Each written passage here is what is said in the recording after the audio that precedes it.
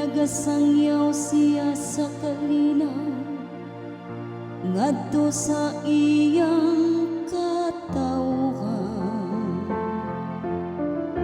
Haduol gayud ang iyang kaluwasan alang kanila nga mahadlokon kaniya.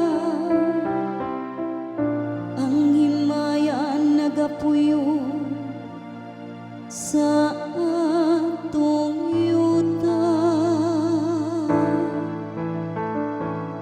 Ginoo, pakitaa kami sa imong kaayo, ug atahaki kami sa imong kaluwasan.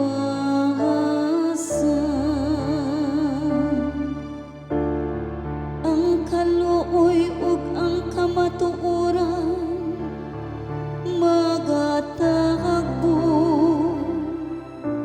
ang katarong ug kalinaw maghagkanan.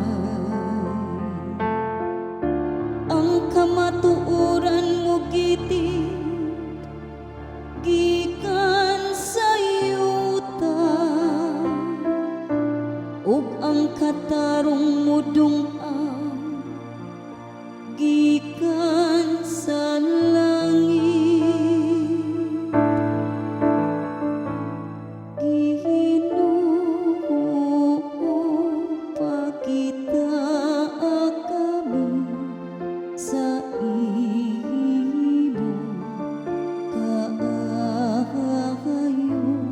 ug atahaki kami sa imong kaluwasan.